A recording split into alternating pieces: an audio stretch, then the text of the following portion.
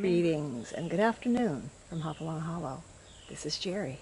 Today we're going to take a look at a little building that you have seen at least a half a dozen times, but only from the outside, because I've only filmed it inside once, and at that time it wasn't even being used as what it was meant to be, a potting shed.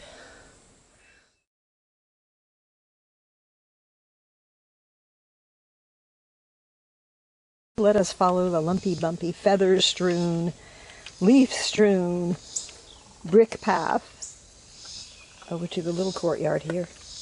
Very shady courtyard. And to the front door of the potting shed.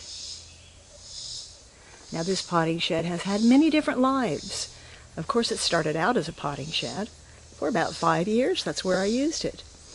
It's where I did my plants and all my garden activities until James built me a beautiful potting sink over there on the covered porch. So after James built me that potting bench over there on the covered porch, I really didn't have a whole lot of use, and I didn't find myself spending much time in the actual potting shed, and I reverted it into a little art shop for about 4 years. In fact, it's the only time I've actually taken you inside this building is when it was an art shop.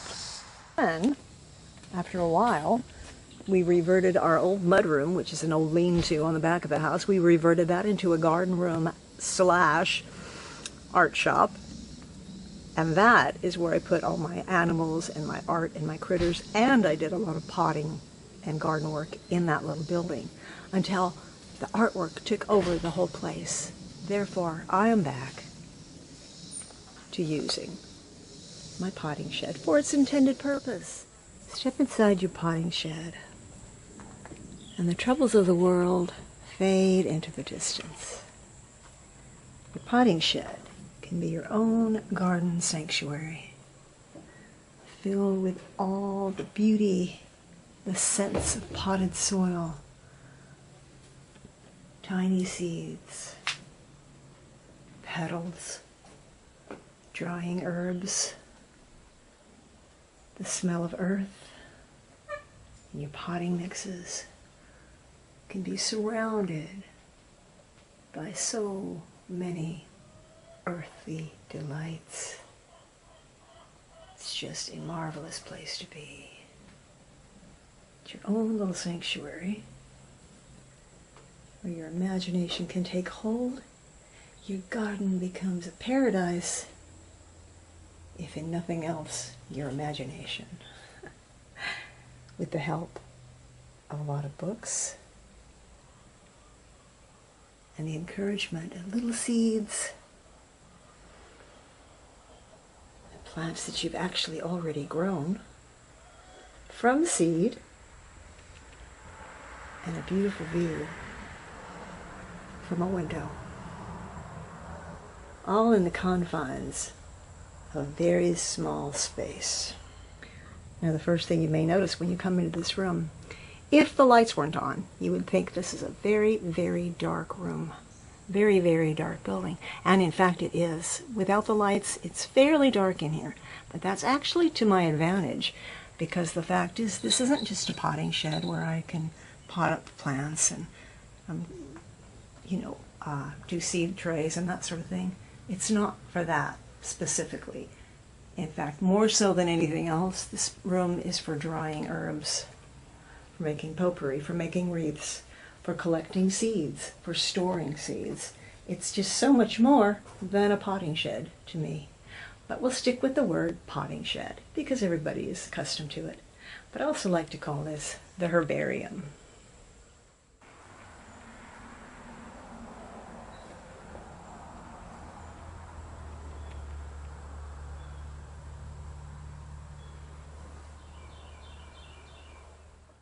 For me, this is so much more than a potting shed. It's taking the place of the garden room that I had in the house, which has all been moved over to the potting shed. So in here I can do dried flowers in a much better atmosphere because of the darkness of the room.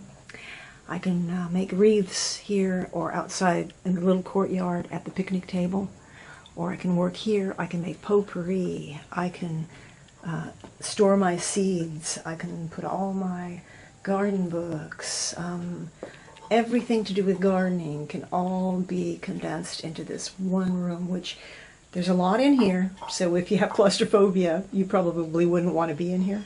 But everything is organized very carefully so that I know where everything is and I can put my hands on, lay my hands on anything. And I find this little room so very, very inspiring. I read somewhere that what a playhouse or a treehouse is to a child, a potting shed is to a gardener. You step inside your potting shed and you enter into your own little secluded world where you can really dream away and imagine all the things that could be and may be in your own garden.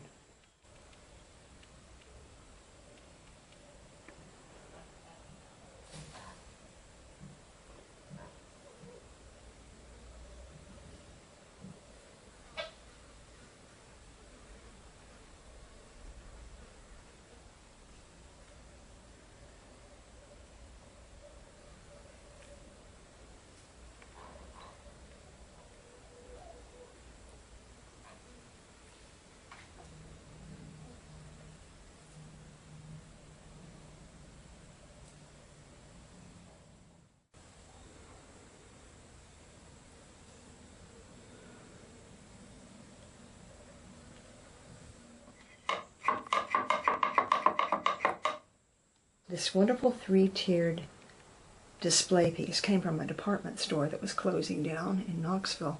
We purchased it, about 15 years ago, and we didn't know what to do with it. We kept it in the barn for a couple of years, and then we finally brought it down, and it just makes a remarkable area for working. So behind the little curtains, I have a lot of my garden tools and pots, plastic pots, and seedling trays, that sort of thing. On the second shelf, this really is a place for creating dried flower arrangements. So I've got a lot of my rigmarole under here, the strings, the ribbon, the threads, some of the fixatives and the things that are needed for creating potpourri and wreaths. And on the top shelf, it's even better because it's about chest high for me. It's a good place to stand and work. But everything that I need is here for making the potpourri. The essential oils, all the fixatives, boxes and boxes of petals and things that I've collected from the garden, rose hips and frankincense and lavender buds and all sorts of seeds that are great for making potpourri. We're going to be making some potpourri in the next couple of weeks, so that's something to keep in mind if that's something you'd be interested in. But I just love potpourri, and I love the fact that I can have all this space in here for drawing all these herbs and flowers and roses and plant life out of the garden. And I'll just take anything and see if it dries properly, and if it does, all the better, and if it doesn't, that's okay. I just toss it into the compost heap. But this is a great, great area. Lots of table space once I clear it off for creating things. So this is going to be a fun place to work over the next couple months. And we're going to do a lot of things in here. We're going to do some flower pressing, lots of different potpourri recipes, and a lot of beautiful herbs. So be prepared to start collecting your dried flowers. Start drying them now. I'm going to show you in a few minutes some on the table that I'm working on, and just start going out into woods and meadows and into your garden and start collecting foliage and blossoms and seed pods. So we have a simple brick and gravel floor in here and plenty of room to store vermiculite and perlite and all manner of garden supplements, rose food, fertilizers, that sort of thing. And then just back here in the corner are a few hand tools that I use in the garden. I don't use a lot of tools in the garden, actually. I have about 4 or 5 different things I use. And my shovels and garden forks are hanging on the outside under the eaves in here. These are just antique implements, which I hang here just because I like the look of them. I certainly don't use them. This is an old seed dispenser. Isn't that neat? So that's the corner, which is utilized simply for tools. So above the corner, we go up, up, up, and we see the old drying rack that I used to have in the garden room. But everything from the garden room was moved into this shed, because I didn't have room for it in there anymore. And this took on a new meaning in here. So I love to see these plants drying. They do change colors. They lose a lot of their colors, but they turn into this beautiful sort of antiquity, aged beauty, which I call it. Just an aged beauty to these plants. It makes them wonderful to use in dried flower arrangements and that sort of thing. I really do have a lot of lighting in here because I need it so badly. The fact that we have a window on every side, including the screen door, doesn't bring any more light in here because we are surrounded in this area by trees. This is a great table to do the potting at if I'm going to do some seedlings or do any seeding trays, anything like that. There's a big space here. But it's also good for sorting out dried flowers and seeds.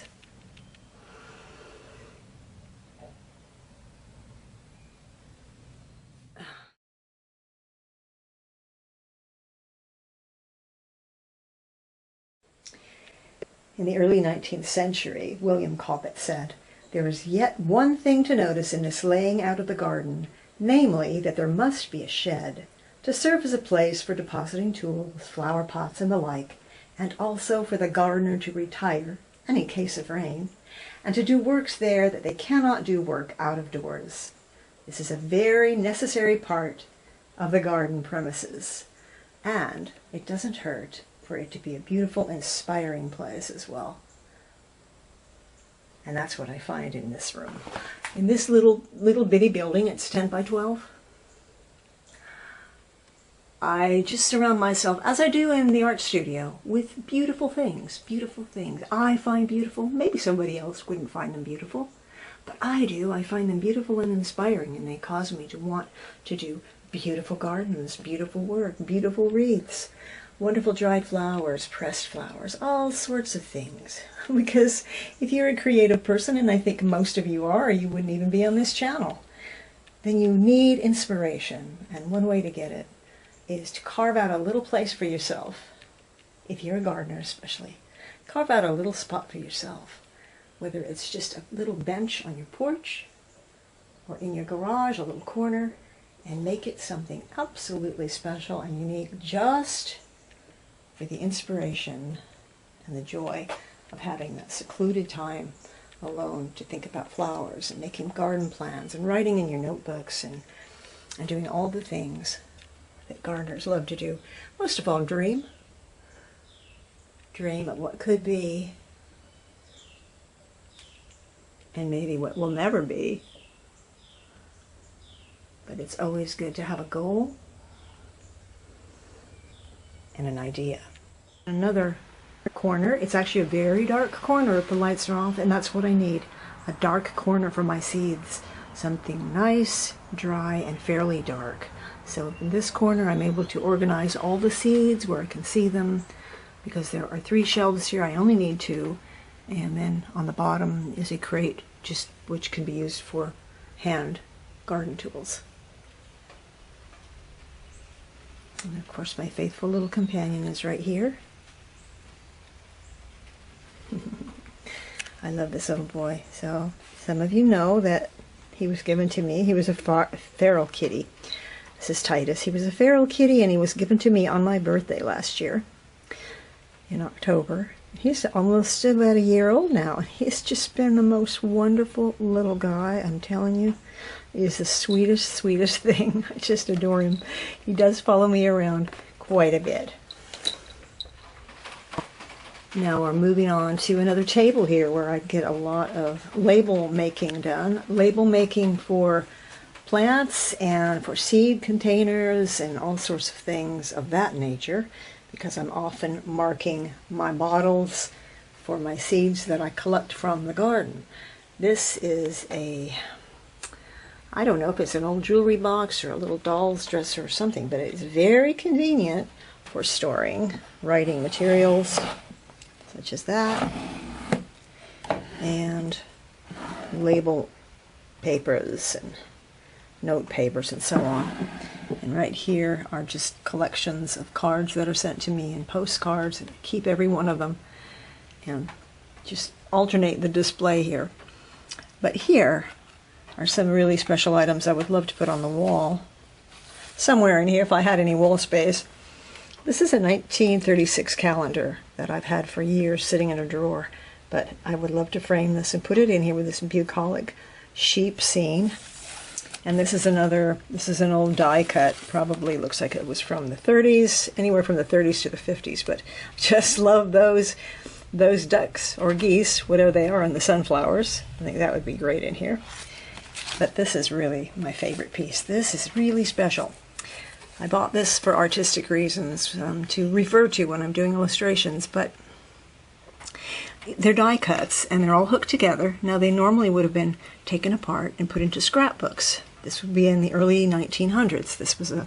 Scrapbooking was quite a hobby back then, just like it is now, except that it was a new thing back then. And these were called scraps. And what makes them so special is that they're all farm scenes with, here's a thatched cottage and old garden tools and implements that you don't even see anymore. And some of these, I'm not even quite sure what they are. I know that's a wonderful old bee skep right there. And probably a sod roller, another one. This could have been a butter churn. But this is something I think would be beautiful on a dark background and put into a small frame and used in this little shed. And moving on along the table here, inside this old box, which I think is a Winsor Newton art box, yep.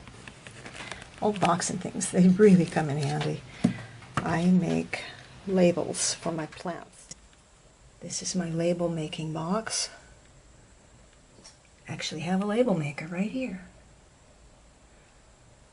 It's for marking all the jars of ingredients and for the seeds. I make labels out of all sorts of things. Little wooden discs and manila tags, all sorts of things. Because I like everything to be beautiful.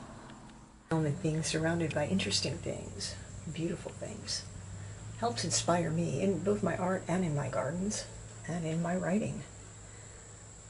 The great creator, God himself, filled this world with beautiful things, which inspire, I think, all of us to do better, to work harder, to make more lovely gardens, to make more lovely homes, to make a more lovely life, to be a more lovely person, I hope. It's just part of the world, it's part of life. And if you can find your own little secluded space to create beauty in your garden, then it could be a little bench on your porch, a little corner in your garage, anything that you can claim as your own, because I think all gardeners do need their own personal potting area. When I look at all the seeds that I collected here from my own gardens, It's sort of the same feeling that someone must have after they've canned a lot of tomatoes or peaches from their garden. A full pantry. Well, I have a full pantry full of little seeds that I collected. And I love collecting seeds, especially when it's something I grew from seed myself. So it takes a great deal of effort sometimes to collect seeds. But in the end, you've not only got something that's free, that will start your next garden for you, but they are ever so beautiful just sitting on the shelf, waiting to be planted.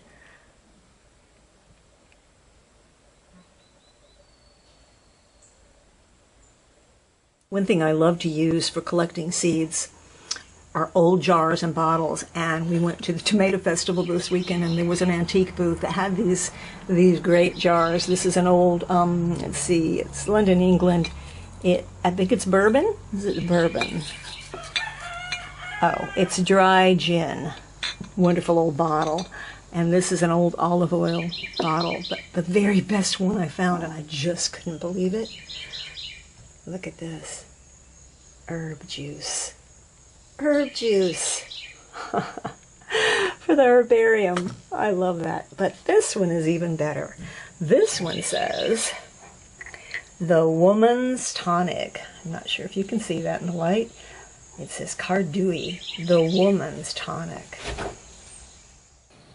You've often heard me speak about my appreciation for beautiful seed packets. In fact, I've often purchased a packet of seeds simply because I like the packaging, that I think the company put a lot of effort and thought into producing a beautiful image on the front of a packet. Waxed poetic about the wonder and beauty of seeds themselves. So I want to take a few minutes just to show you some packaging by the creator of seeds. The most unique packaging you could ever imagine.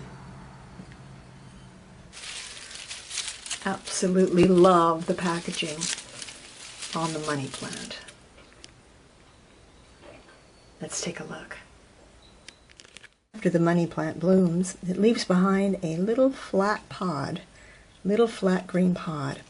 And as it ages on the plant, they begin to turn grayish brown and become very papery and very interesting, because if you take one at the right time, you can peel off the top layer of the pod and the bottom layer of the pod, and you are left with these perfectly embedded little seeds just lying in there for new money plants. But the most spectacular part of all is what's left behind on the plant, and that are these papery, kind of like Japanese lantern-like discs, sometimes with a seed clinging to it, left on the pod that are kind of luminescent. Really quite beautiful. They're quite beautiful if you leave them in the garden and just let them fall apart by themselves. Or if you want to save the seeds, bring them in the house, take them apart little by little. It's really kind of fun. And then you can use this for winter decor in a wreath or a dried flower arrangement. It's just really pretty. Or just leave it in the window. And it sort of reflects its transparency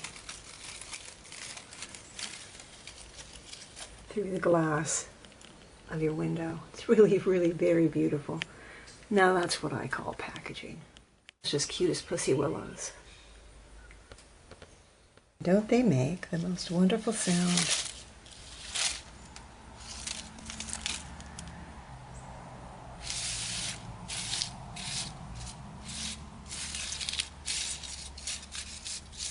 Pretty remarkable, isn't it?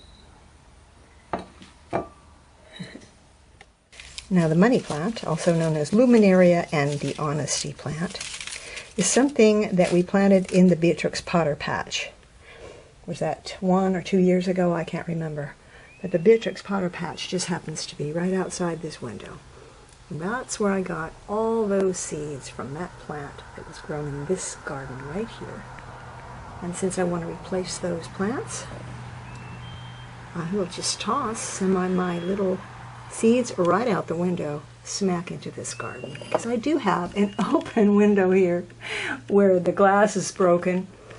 It's the only one that's broken, but it brings me some nice fresh air in here, so I just leave it like this. And then I can just toss any seeds I want to, right out the window and into this garden. That's what I'm going to do right now. There. Get a plant, isn't it? These are the seed pods. And it originally had, when it first bloomed, lots and lots of beautiful little purple flowers, sort of like a dame's rocket.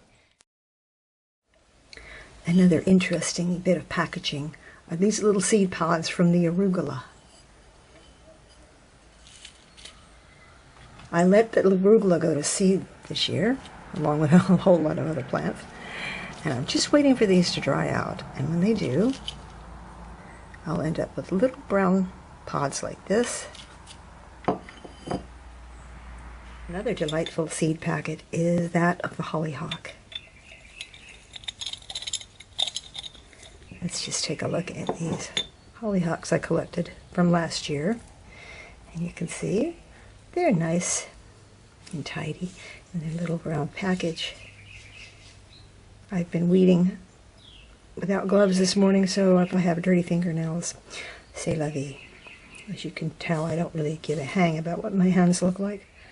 So if we carefully peel back the layer, or the packaging, on the little round package, we pull back the wrapping, and inside we find sort of a little donut shape.